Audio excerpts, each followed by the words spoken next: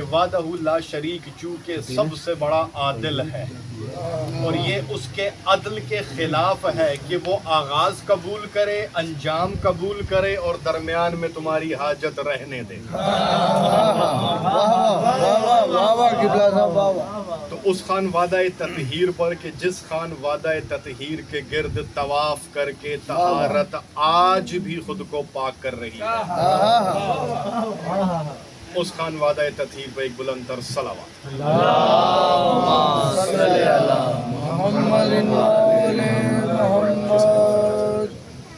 توجہ ہے، بات کی جائے۔ بانیان مجلس کی طرف سے یہ فرمائش ہے کہ آج آپ سے جتنی دیر گفتگو ہوگی وہ وقت کے امام پر ہوگی۔ اگر آپ سب کی طبیعتیں چاہ رہی ہیں تو وقت کے امام پر گفتگو کرتا ہوں، اگر نہیں تو کہیں اور مڑ جاتا ہوں۔ اپنے ارادے آپ بتا دیں، گفتگو کا آغاز میں کر دیتا ہوں۔ امام زمانہ بلند تر صلوات۔ صلی اللہ محمد۔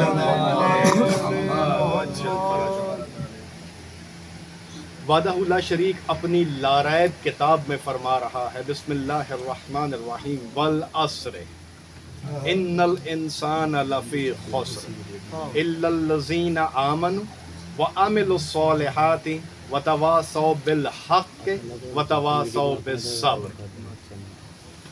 اب پہلے اس کا ترجمہ لے لیتے ہیں جو عام طور پر ترجمہ کیا جاتا ہے، قسم ہے زمانے کی، والعصر، کوئی کہتا ہے قسم ہے عصر کے وقت کی۔ انسان گھاٹے میں ہے، مگر وہ لوگ نہیں جو ایمان لائے اور عمل صالح کرتے رہے اور آپس میں حق بات کی تاکید کرتے رہے اور صبر کرتے رہے۔ یہ ہے عام فہم ترجمہ۔ کافی عرصہ گزر چکا ہے آپ سے خطاب کرتے ہوئے، جو میری پرانی مجلسیں نہیں بھولے ہیں، میں اکثر ایک بات کرتا ہوں کہ قرآن کی سمجھ تب آئے گی جب وارث قرآن کے در پر سجدہ ریز ہوگے، چونکہ وہی بتائے گا جس کے گھر میں اترا ہے اور جن سے وہ کلام کرتا ہے، وہ بتائیں گے کہ وہ کہنا کیا چاہتا ہے۔ مفضل چھٹے لال ولایت کا صحابی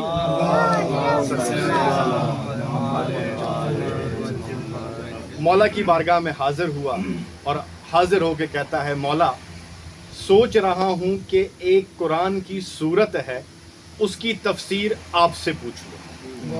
مولا فرماتے ہیں، بڑا اچھا سوچا، اب ہونے سے پہلے ہونے کو جاننے والے امام ہم جیسے کم علموں کا علم بڑھانے کے لیے پوچھتے ہیں کون سی سورت ہے؟ کہتا ہے مولا سورہ والعصر۔ اب معصوم فرماتے ہیں تو بیان کر، میں تفسیر بیان کرتا ہوں۔ اب مفضل کہہ رہا ہے والعصر، امام فرما رہے ہیں خروج القائم ان الانسان لفی خسر فقال آدینا۔ ساتھ ترجمہ کرتا چلوں تاکہ آسانی رہے۔ مفضل کہتا ہے والعصر، امام فرماتے ہیں وعدہ لا شریک جس کی قسم کھا رہا ہے وہ قائم کے ظہور کے دن کی قسم کھا رہا ہے۔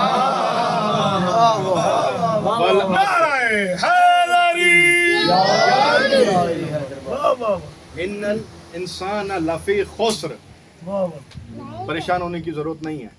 محمد والے محمد بلند تر صلوات۔ اللہم صلی علی محمد والے محمد وعجل فرجہم۔ ان الانسان لفی خسر، معصوم فرماتے ہیں آدینا، مولا یہ لوگ جو گھاٹے میں ہیں کون ہیں؟ معصوم فرماتے ہیں وہ جو ہمارے دشمن ہیں۔ اب آگے معصوم اب وہ سوال کر رہا ہے قرآن کی آیت کو لے کر، ان الانسان لفی خسر الا الذین آمنوا۔ اب معصوم فرماتے ہیں یعنی آمنوا بآیاتنا، دنیا کہتی ہے یا ایھا الذین آمنوا، کون ہے؟ ایمان والے۔ اب معصوم کیا فرما رہے ہیں؟ الا الذین آمنوا، یہ ایمان والے وہ ہیں جو ہم پر نہیں، ہمارے معجزات پر ایمان رکھتے ہیں. آمنو بے آیاتنا. دیکھیں مقصر بھی ان پر ایمان رکھتا ہے، منکر ہے معجزات کا. اللہ جانے کس تک پہنچی، کس کے سر سے گزری. مقصر بھی مانتا ہے کہ 14 ہیں 12 ہیں. انکار کس چیز کا؟ فضائل کا. انکار کس چیز کا؟ معجزات کا. تم معصوم اپنی لسان اللہ ہی زبان سے فرما رہے ہیں. مومن وہ نہیں جو ہمیں بس مانتا ہے، مومن وہ ہے جو ہمارے معجزات پہ ایمان رکھتا ہے. بات سمجھ میں آ رہی ہے؟ اب وَعَامِلُ الصَّالِحَاتِ، دنیا کہتی ہے یہ نیک عمل ہے. معصوم فرماتے ہیں یہ نیک عمل کی بات ہو ہی نہیں رہی. اگر نیک عمل کی بات ہوتی تو بہت سارے غیر مسلم ہیں جو نیک عمل کرتے ہیں، میدان قیامت وحدہ لا شریک کے سامنے کھڑے ہو کے کہہ سکتے ہیں تو نے اپنے قرآن میں کہا تھا وَعَامِلُ الصَّالِحَاتِ، نیک عمل جزا دے. اب معصوم فرماتے ہیں وَعَامِلُ الصَّالِحَاتِ کیا معنی ہے؟ یعنی بالمواساۃ الاخوان، یہ جو عمل صالح ہے یہ وہ نہیں ہے جو تم سمجھ رہے ہو. مفضل یہ جو عمل صالح ہے یہ مومن بھائی کے ساتھ جو مواسات رکھتا ہے، بھائی چارہ رکھتا ہے، اسے عمل صالح کہہ رہا ہے اللہ. وتواصوا بالحق، معصوم فرماتے ہیں بالامامت، یہ جو وحدہ لا شریک کہہ رہا ہے نا وتواصوا بالحق، یہ ہماری امامت ہے. حق بات کیا ہے؟ ہماری امامت ہے. وتواصوا بالصبر، اور مولا یہ صبر کیا ہے؟ معصوم فرماتے ہیں یعنی بالفطرت، زمانہ غیبت میں ہمارے محب، ہمارے شیعہ، ہمارے چاہنے والے ایک دوسرے کو تسلیاں دیں گے. گھبرانا نہیں، قائم نے آنا ہے، صبر رکھ.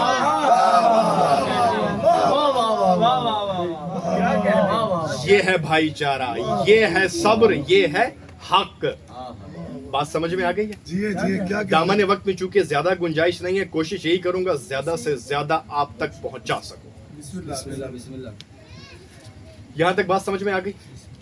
کسی کے ذہن میں کوئی سوال ہو میں حاضر خدمت ہوں، ابھی بھی مجلس کے بعد بھی. میں نہیں چاہتا کسی کے باسی علم کی کڑی میں ابال آئے. میرا کام عقیدے بنانا ہے، عقیدے بگاڑنا نہیں. چونکہ ممبر کے کچھ تقاضے ہیں، میں صرف آپ کو جواب دے نہیں ہوں، اس کو بھی ہوں جس کا ذکر کر رہا ہوں. وہ مالک ہے، وہ رائی ہے، ہم ریت ہیں. عالم ذر کی بات ہے. وحدہ لا شریک نے اپنی حجتوں سے پوچھا، اپنی حجتوں سے پوچھا کہ ایک وقت آئے گا میں اپنے حبیب کو یتیم کر دوں گا. ہے توجہ، کوئی مشکل بات تو نہیں کر رہا. ایک وقت آئے گا میں اپنے حبیب کو یتیم کر دوں گا، تو تم میں سے کون ہے جو میرے حبیب کی کفالت کرے، میرے حبیب کو پالے؟ اب وحدہ لا شریک کس سے کہہ رہا ہے؟ اپنی حجتوں سے، آپ سے، مجھ سے نہیں. آدم سے عیسیٰ تک جو عصمت صغرا پہ فائز ہیں وہ بھی ہیں. اب بات طویل ہے، دامن وقت میں اتنی گنجائش نہیں. سب نے انکار کر دیا کہ پروردگار عالم ہمارے اندر اتنی ہمت طاقت نہیں کہ تیرے محبوب کو پال سکیں. بس اتنے میں جناب ابو طالب علیہ الصلوۃ والسلام، سرکار ابو طالب کی ذات پر بلند تر صلوات.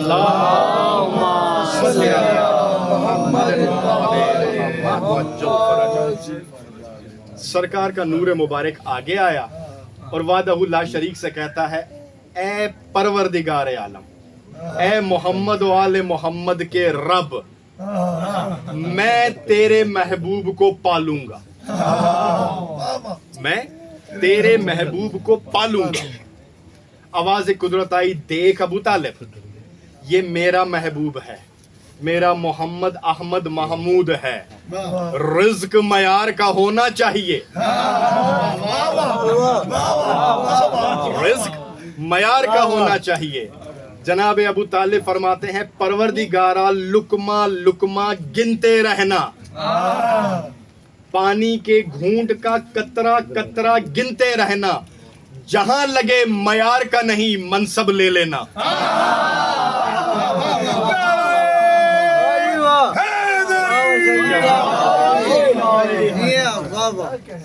آپ جی کم از کم مولا کے ظہور تک آپ جی کہیں معیار کا نہ لگے منصب لے لینا۔ ٹھیک ہے ابو طالب، تو میری محبوب کو پال۔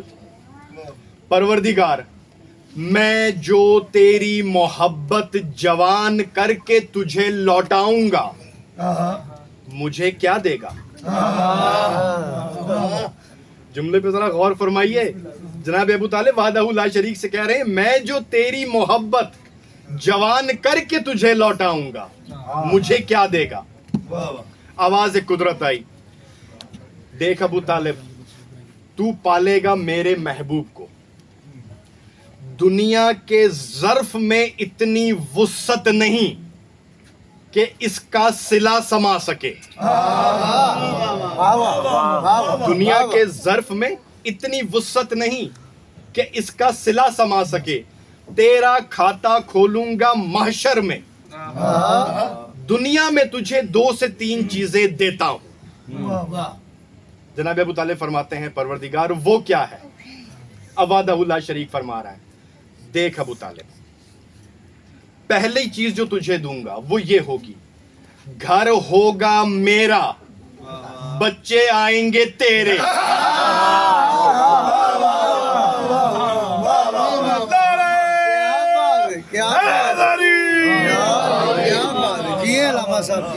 آپ سلامت رہیں۔ گھر ہوگا میرا، بچے آئیں گے تیرے، تو کیونکہ میرے محمد احمد محمود کو کھلائے گا پلائے گا۔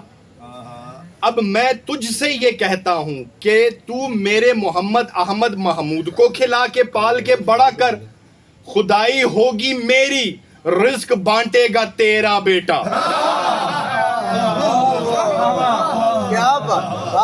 تو میرے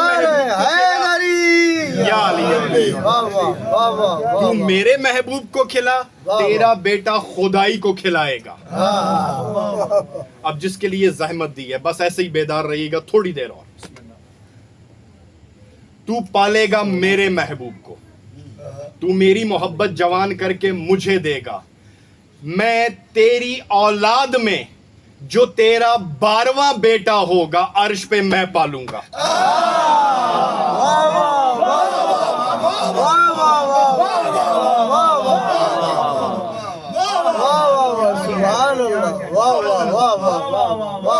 بات سمجھ میں آ رہی ہے؟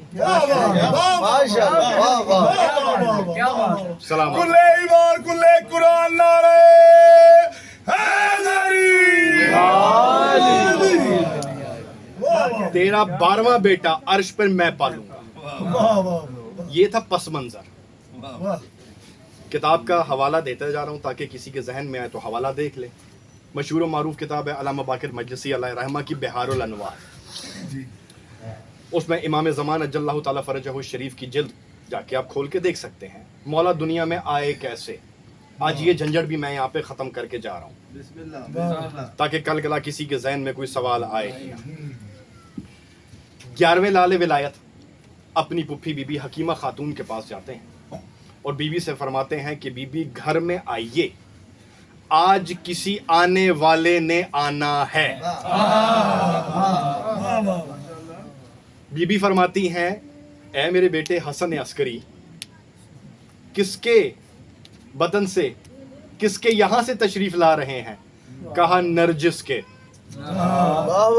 اب بی بی نے برقع پہنا، مولا کے ساتھ تشریف لے کے گھر آئی۔ اب گھر آئی ہیں، بہار الانوار کے یہ جملے نہ ہوں، میرا خون معاف. میں ممبر سے اس سے بڑی بات نہیں کر سکتا.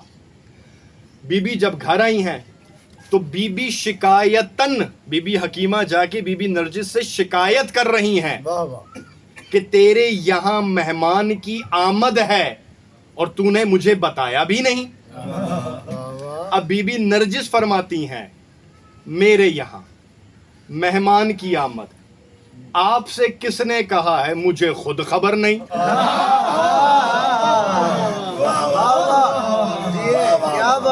اللہ جانے کس کے سر سے گزرا. کیا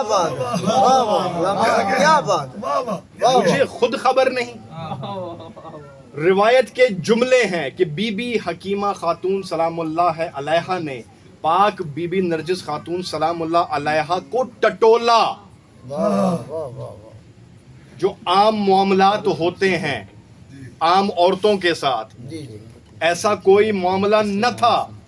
اب جیسے بی بی نے ٹٹولنے کے بعد دل میں سوچ رہی ہیں، کہا ہے مجھے امام نے. امام مذاق کر نہیں سکتے، آثار دکھ نہیں رہے، آثار دکھ نہیں رہے، مذاق امام کر نہیں سکتے. بس ابھی یہ سوچ ختم ہوئی ہے کہ باہر سے مولا کی آواز آئی ہے، پھپھی اماں جلدی نہ کیجئے، جو کہا ہے وہ ہونے والا ہے. اب روایت کے جملے ہیں کہ بی بی حکیمہ کرسی پر تشریف فرما ہیں اور پاک بی بی نرجس خاتون پلنگ پر. اب بی بی فرماتی ہیں کہ ہم گفتگو کر رہے ہیں کہ بس اچانک مجھے بھی نیند آ گئی اور نرجس کو بھی نیند آ گئی. ہم دونوں سو گئے. ابھی چند لمحے گزرے تھے کہ نور کی اتنی چمک تھی کہ ہماری آنکھیں کھل گئیں. اب جیسے ہی ہماری آنکھ کھلی ہم نے کیا دیکھا؟ ایک نو مولود حالت سجدہ میں ہے اور کہہ رہا ہے سبحان ربی الاعلی و بحمدہ. یہ ہے معصوم کی آمد. نہ ماں کو پتا نہ پپھی کو پتا اور آنے والا آ گیا. ابھی آئے ہوئے چند لمحے گزرے ہیں کہ مولا امام حسن نے اپنے گود میں اٹھایا. گود میں اٹھا کے مولا نے سر سے لے کر پیروں تک چوما. کیوں پریشان ہو گئے ہیں؟ سر سے لے کے پیروں تک چوما. پیر چومے ہیں اپنی وقت کی حجت کے، آپ کے میرے نہیں. اور پوری ذمہ داری سے عرض کر رہا ہوں، ان کی جو حقیقت پیشانی کی ہے وہی حقیقت پیر کی ہے.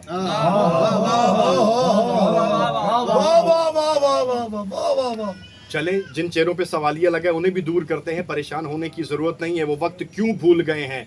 رسول اللہ صلی اللہ علیہ وآلہ وسلم جن کی پشت مبارک پہ قرآن لکھا ہے، بس ایک وقت ہے کسی کے پیر اوپر ہیں.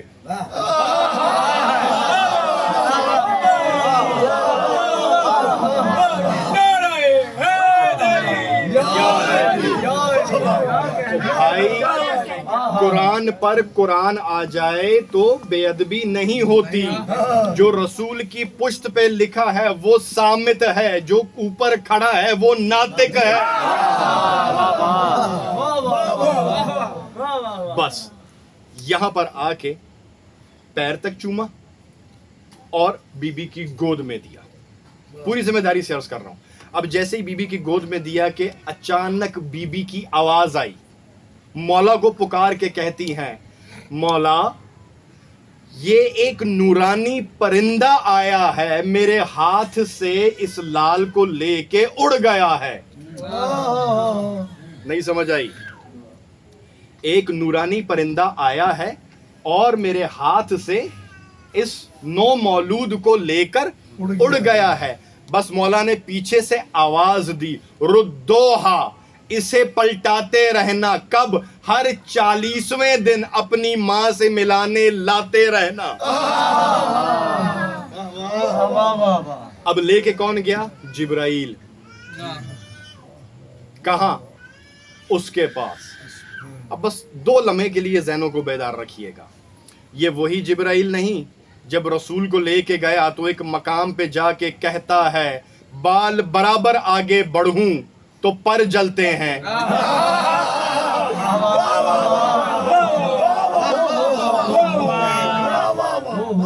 अल्लाह जाने मैं क्या कह रहा हूँ, किसके सर से गुजर रही है, किसके सहने दिल में उतर रही है। बात को समझे। रसूल जब मेराज पे गए, रसूल 45 साल के थे, जो अभी जा रहा है बज़ाहिरन 45 मिनट का भी नहीं है। अब अर्श से पहले तक है जिब्राइल की रसाई। अब जिब्राइल ने कहां छोड़ा? आगे खुद गया या कोई लेने आया?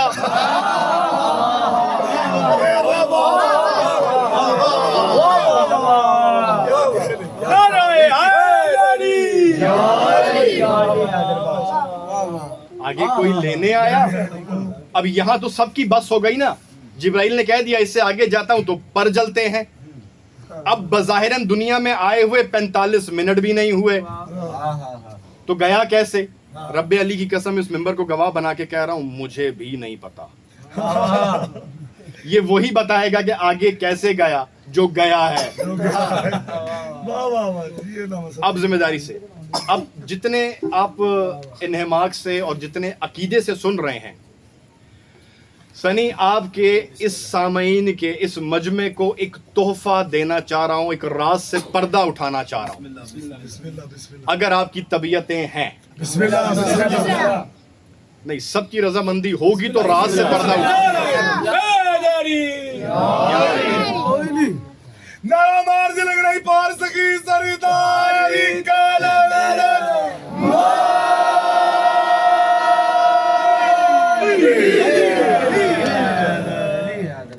मिंबर की तारीख से 1100 साल तारीख से इस राज से पर्दा तकरीबन ना उठने के बराबर है, जो आप सबकी झोलियों में इस वक्त डालने लगा हूं। अब जैसे ही मौला अर्श पर पहुंचे, पूरी जिम्मेदारी से कह रहा हूं, ज़हन में रहे गया कौन है? बज़ाहिरन एक छोटा बच्चा जो अभी दुनिया में आया है। अर्श पे पहुंचे हैं।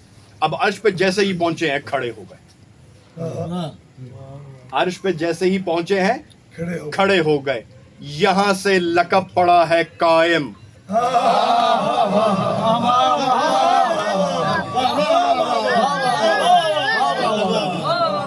यहां से लक़ब पड़ा है कायम। अब वादहुल्ला शरीक और हमारे वक्त के इमाम के बीच में गुफ्तगू हो रही है। अब वादहुल्ला शरीक क्या कह रहा है? देख, मैंने तेरे दादा अबू तालिब से वादा किया है, उसने मेरा महबूब पाल के मुझे दिया है, तुझे पालूंगा मैं अर्श पर। अब ये बात तय है। देखें, हमारे यहाँ पे हमारे घरों में जो बच्चा पले, हमारा जो बच्चा पले, तो वो वही खाएगा जो हम खाएंगे, वो वही पिएगा जो हम पिएंगे। अब इसे पाला है उसने,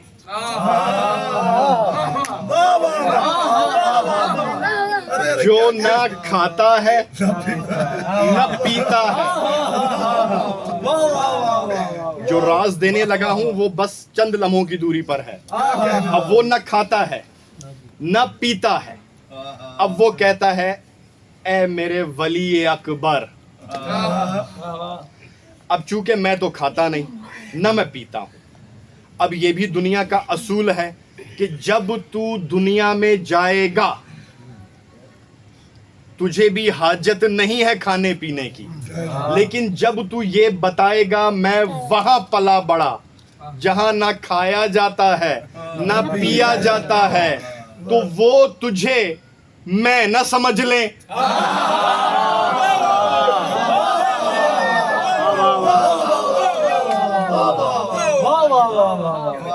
کیا کہنے تیرے دادا علی نے قدم قدم پر میری توحید بچائی، قدم قدم پر میری توحید بچائی، کبھی سجدہ کر کے، کبھی جو کی روٹی توڑ کر، کبھی بستر پر سو کر، کبھی بستر پر سو کر اس نے بچائی میری توحید۔ اب تو جائے گا اتنے عرصے بعد، کہاں سے؟ عرش سے۔ اب جب تو ان کے سامنے نہ کھائے گا، نہ پیے گا، نہ سوئے گا، تو وہ تو تجھے یہی سمجھیں گے کہ یہ وہ ہے۔ تو پروردگار میں کیا کروں؟ ہم جیسے کم علموں کا علم بڑھانے کے لیے قائم نے سوال کیا، کہا کچھ کھا لے، کچھ کھا لے، بس میں راز کے نزدیک ہوں، کچھ کھا لے۔ اب قائم نے دائیں دیکھا، بائیں دیکھا، اور کہتا ہے وحدہ لا شریک سے، پروردگار نہ تو یہاں پر کوئی باورچی خانہ، نہ کوئی باورچی، نہ کوئی ملازم، نہ کوئی روٹیاں لگانے والا، کھاؤں تو کیا کھاؤں؟ کیا ہے میرے مزاج کے مطابق؟ تو پروردگار آواز قدرت آئی، پریشان نہ ہو اے میرے ولی اکبر، میں جانتا تھا کہ تجھے عرش پہ میں نے پالنا ہے، میں نے بہت پہلے تیری دادی کی ہاتھ کی روٹیاں منگوا لی۔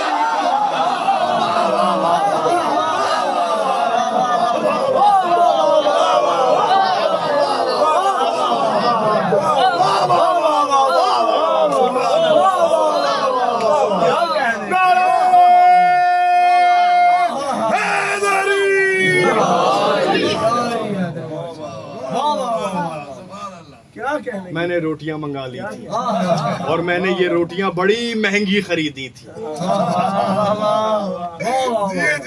بات سمجھ میں آ رہی ہے؟ بہت اچھا، کیا کہہ رہے؟ کاش لوگ تھکا نہ کرتے، اور کاش دامن وقت میں اتنی وسعت ہوتی کہ ہم اس ذکر کو کرتے جاتے، کیونکہ یہ وہ فضائل ہیں کہ جس کے لیے وقت کی نبضیں تھم سکتی ہیں، ان کے فضائل نہیں۔ رسول کی حدیث ہے، رسول اللہ صلی اللہ علیہ وآلہ وسلم کا فرمان علی شان ہے کہ یا علی اگر اس زمین کے سارے درخت قلم بن جائیں، جتنے سمندر ہیں سب سیاہی بن جائیں، اور تیرے فضائل لکھنا شروع کریں، تیرے فضائل لکھ نہیں سکتے۔ تو ان کے فضائل اتنے ہیں، بس مجبوری ہے کیا کریں کہ دامن وقت میں جتنی گنجائش ہوتی ہے اتنی گفتگو ہو جاتی ہے۔ درود پڑھ لیں محمد و آل محمد پہ۔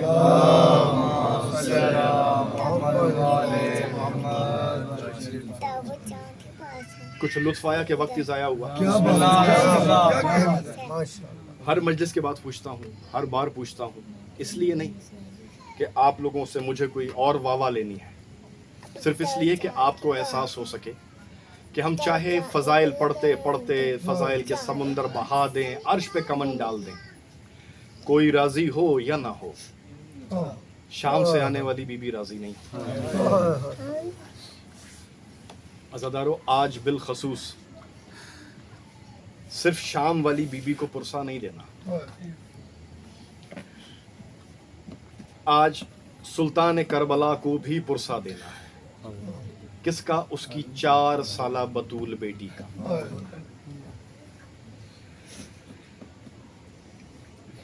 یہ وہ بطول ہے عزادارو کہ جس کو حسین نے تہجد کی نمازوں میں مانگا ہے۔ نام فاطمہ ہی ہے لیکن لقب سکینہ ہے۔ اور سکینہ کیوں؟ حسین فرماتے ہیں کہ سکینہ مجھ حسین کے دل کا سکون ہے۔ جو حسین کے دل کا سکون ہے اسے سکینہ کہتے ہیں۔ تہجد کی دعاؤں کا ثمر ہے یہ۔ سن رکھا ہے آپ نے عزاداروں کہ اس بی بی کو حسین ہمیشہ اپنے سینے پر سلاتے تھے، اور بی بی کو عادت تھی کہ جب تک مولا حسین کا سینہ میسر نہ ہو بی بی سوتی نہ تھی۔ عزادارو، جب عباس چلے گئے، جب حسین مقتل کی جانب گئے اور ذوالجنا واپس تنہا آیا، تو بی بی نے اس 4 سالہ بطول نے ذوالجنا سے پوچھا تھا، ذوالجنا یہ بتا کہ جب میرے بابا زین سے زمین پر آئے کیا انہوں نے پانی پی لیا تھا؟ پیاسے تو نہ تھے۔ عزادارو جب خیموں میں آگ لگی نا تو یہ بی بی مقتل دوڑی۔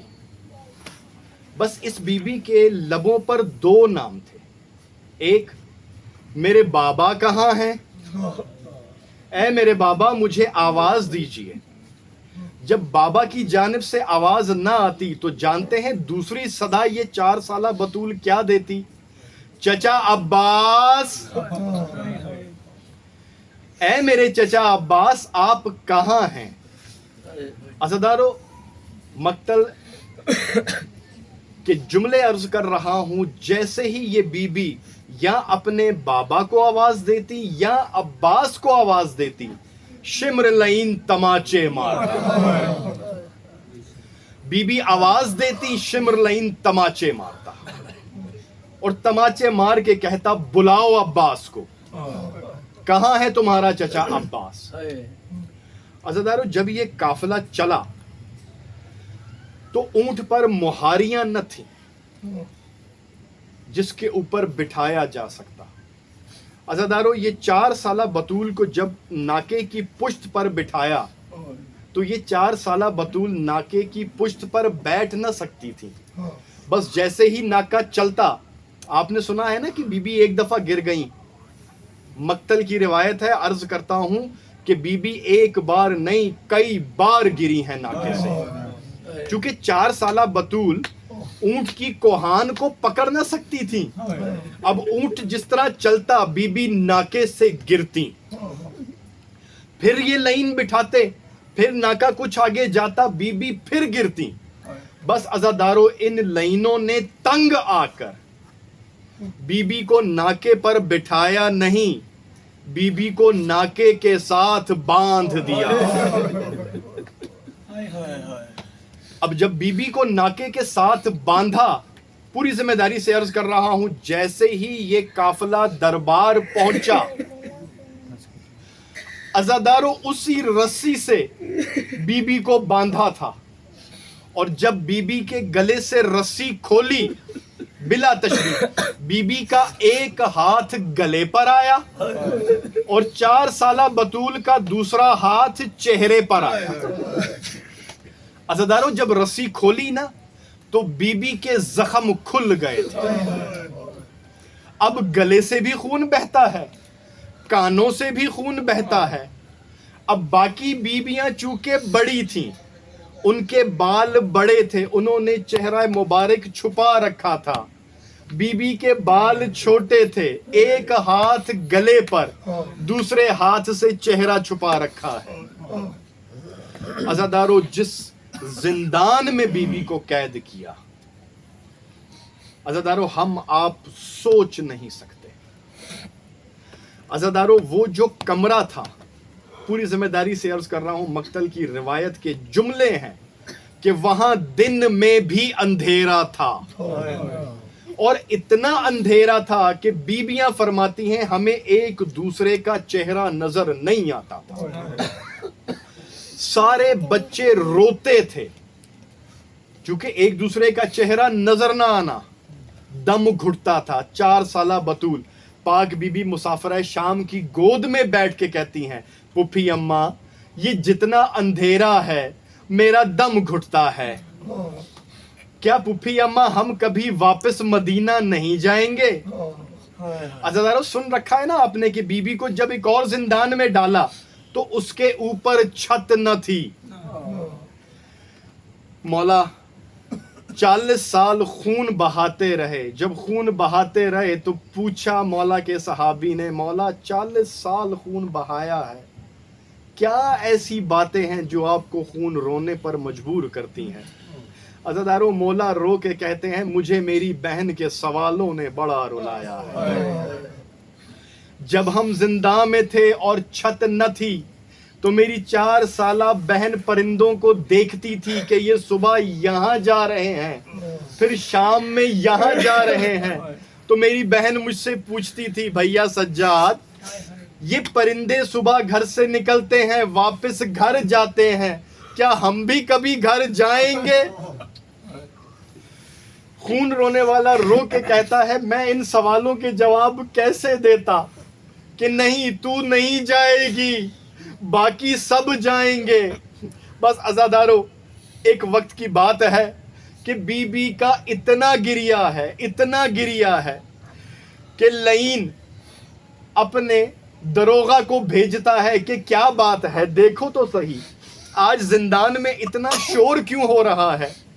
عزادارو، اکثر خطبہ علماء آپ سے کہتے ہیں کہ بی بی سو گئیں اور بی بی نے خواب میں مولا کو دیکھا۔ ہاتھ جوڑ کے عرض کرتا ہوں کسی کا دل نہ دکھے، بی بی جب سے قید ہوئی ہے 4 سالہ بطول سوئی نہیں ہے۔ عزادارو، تکلیف اور درد کے مارے جب بھی گری ہے غش کھایا ہے، بے ہوش ہوئی ہے، سوئی نہیں ہے۔ بس ایک مقام پہ بی بی کو غش آیا زندہ میں، تو بی بی جب اٹھی ہیں تو بی بی کا گریہ بہت زیادہ ہے۔ تو پاک بی بی مسافرہ شام پوچھتی ہیں کیا ہوا سکینہ، کیوں رو رہی ہو؟ تو 4 سالہ بطول کہتی ہیں پھپھی اماں میرے بابا کہاں ہے؟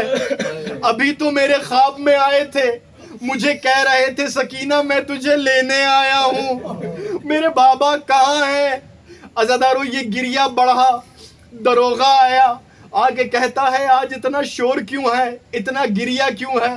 سجاد رو کے کہتے ہیں میری بہن نے خواب میں اپنے بابا کو دیکھا ہے، ہو سکے تو اس کے بابا کا سر لا دو، یہ چپ ہو جائے گی۔